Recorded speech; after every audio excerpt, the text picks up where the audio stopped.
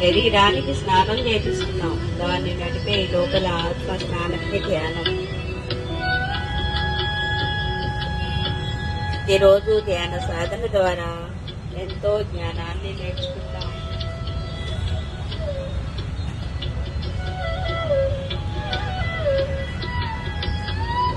లోన గాలి బొత్తికి దారి అన్నారు. మరి అది ధ్యానం చేసి శోధిద్దాం, అందులో ఉన్న జ్ఞానాన్ని